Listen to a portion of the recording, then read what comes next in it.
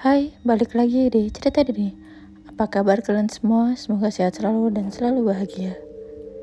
Kali ini aku akan membawakan sebuah cerita horor yang berjudul Larangan Makeup di Malam Satu Suro. Oke, nggak usah lama-lama, mari kita dengarkan ceritanya. Di sebuah desa kecil yang jauh di keramaian kota, ada satu malam yang selalu dianggap berbeda oleh warga setempat. Malam itu disebut Malam Satu Suro. Tidak banyak orang luar yang tahu tentang malam tersebut. Bahkan, beberapa warga desa sendiri memilih tidak membicarakannya terlalu terbuka. Bukan karena mereka tidak punya cerita, tapi karena mereka tahu ada beberapa hal yang lebih baik tidak diganggu. Salah satu larangan paling terkenal di malam itu adalah jangan pernah memakai makeup di depan cermin setelah tengah malam. Bagi orang yang belum pernah mendengar aturan itu, mungkin terdengar seperti mitos biasa. Namun, bagi seorang perempuan bernama Rani, larangan itu berubah menjadi pengalaman yang tidak pernah bisa dilupakan. Rani adalah seorang perempuan berusia 24 tahun yang baru pindah ke rumah neneknya di desa setelah berhenti bekerja di kota. Rumah itu sudah lama kosong sejak neneknya meninggal beberapa bulan sebelumnya. Bangunannya sederhana, rumah kayu tua dengan dinding yang mulai kusam, halaman luas yang ditumbuhi rumput liar, dan sebuah kamar kecil di bagian belakang yang selalu terkunci. Sejak kecil, Rani sering mengunjungi rumah itu. Namun, ada satu hal yang selalu dia ingat. Neneknya selalu berkata, "Kalau malam satu suro tiba, jangan bercermin lama-lama, apalagi berdandan." Dulu Rani menganggap itu hanya pesan orang tua, sama seperti larangan jangan keluar malam, jangan duduk di pintu, atau jangan menyisir rambut saat matahari tenggelam. Dia tidak pernah benar-benar percaya. Sampai malam itu, hari itu bertepatan dengan malam satu suro. Sejak sore, suasana desa terasa aneh. Tidak seperti biasanya, anjing-anjing yang biasanya ramai menggonggong mendadak diam. Burung-burung sudah kembali ke sarang sebelum matahari benar-benar tenggelam. Bahkan, angin yang biasanya melewati pepohonan terdengar berhenti.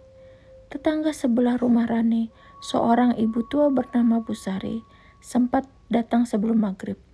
Dia membawa beberapa makanan dan berkata, "Kalau malam ini kamu dengar suara apapun dari luar, jangan langsung keluar." Rani tertawa kecil. "Memangnya kenapa, Bu?" Bu Sari tidak menjawab. Dia hanya menatap rumah itu, terutama jendela kamar belakang. Kemudian berkata pelan, "Dan jangan buka cermin tua di kamar nenekmu." Rani mengikuti arahan pandang Bu Sari. Di sudut ruang tengah memang ada sebuah cermin besar yang ditutupi kain putih. Cermin itu sudah ada sejak Rani kecil. Dulu neneknya selalu menutup cermin itu saat malam tiba. Rani tidak pernah tahu alasannya. Malam semakin larut. Jam menunjukkan pukul 11 malam. Rani duduk sendirian di kamar sambil memainkan ponselnya. Karena bosan, dia memutuskan untuk membersihkan wajah dan memakai sedikit make up sebelum tidur. Dia membuka tas kosmetiknya, bedak, lipstik, dan sebuah cermin kecil. Awalnya dia tidak memikirkan apapun, sampai dia teringat pesan neneknya. "Jangan berdandan di depan cermin malam-malam." Rani tersenyum.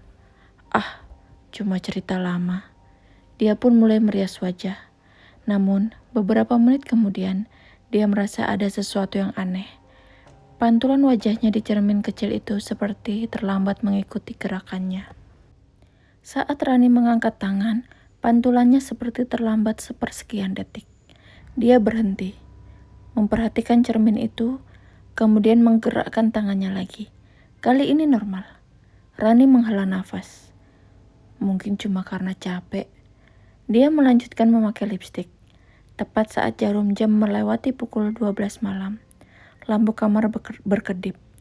Sesekali, 2 kali, lalu mati. Kamar menjadi gelap. Rani buru-buru mengambil ponsel untuk menyalakan senter. Saat cahaya ponsel menyala, dia melihat sesuatu yang membuat tubuhnya langsung kaku.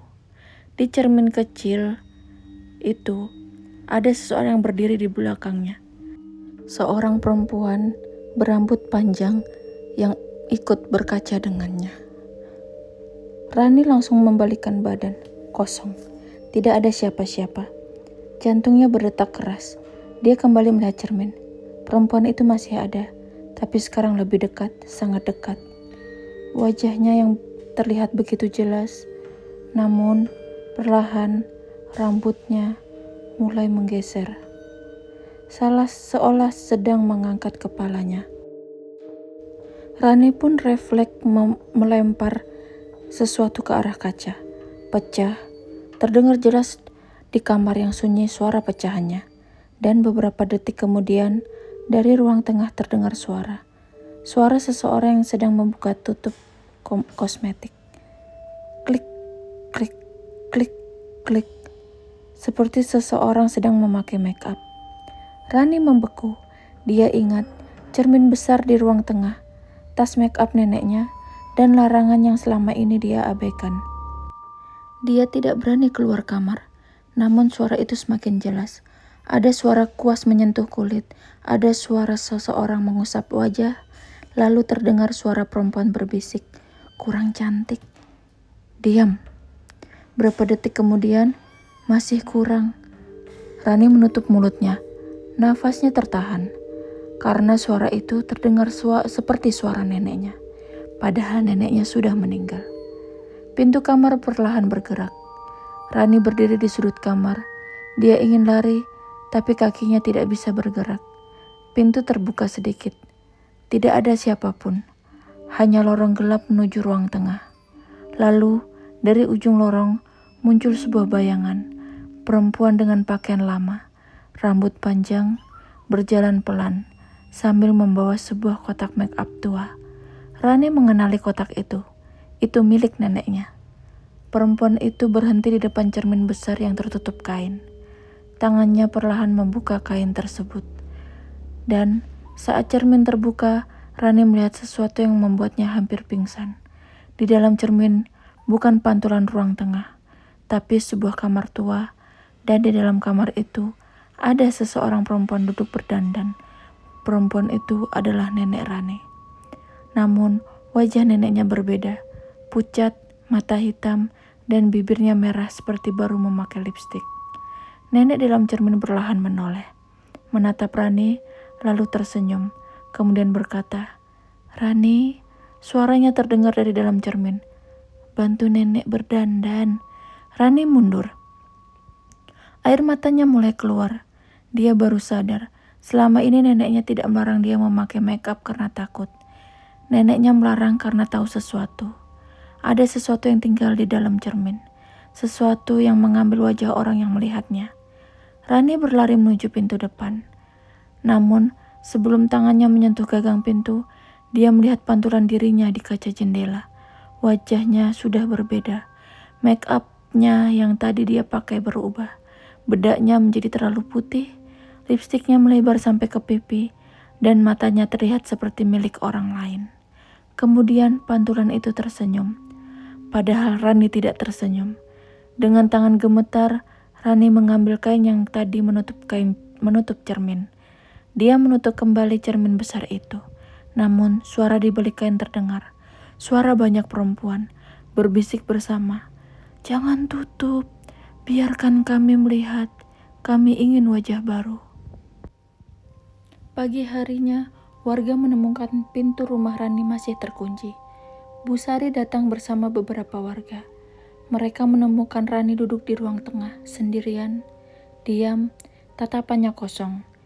Di depannya ada cermin besar yang sudah tertutup kain. Bu Sari langsung tahu. Dia tidak bertanya apapun, karena dia melihat sesuatu. Di meja depan Rani ada kotak make up tua milik neneknya. Padahal, malam sebelumnya kotak itu tersimpan di kamar belakang. Dan di dalam kotak itu Ada satu lipstik yang tidak pernah dimiliki nenek Rani. Warnanya merah tua, masih baru. Sejak kejadian itu, Rani tidak pernah lagi berdandan di depan cermin setelah malam tiba. Bahkan, dia menutup semua cermin di rumahnya ketika malam satu suro datang. Namun yang membuat warga desa paling takut adalah satu hal. Beberapa bulan setelah kejadian itu, seorang anak kecil yang melewati rumah Rani mengatakan dia melihat seorang perempuan berdiri di balik jendela. Perempuan itu sedang memakai make up. Dan ketika anak itu melihat lebih dekat, perempuan itu bukan Rani, bukan neneknya, tapi seseorang yang tidak dikenal, dengan wajah yang terus berubah, seolah sedang mencari wajah baru untuk dipakai. Sampai sekarang, warga desa masih percaya satu hal. Pada malam satu suro, jangan pernah pakai make up di depan cermin, karena mungkin saja yang sedang memperhatikan wajahmu dari balik pantulan bukan kamu, tapi sesuatu yang sedang menunggu kesempatan untuk mengambil tempatmu. Oke, sekian cerita malam ini. Semoga kalian suka. Jangan lupa like, subscribe, dan komen-komen di bawah. Aku harus bawakan cerita apa lagi. Jangan lupa kritiknya ya. Terima kasih, bye-bye.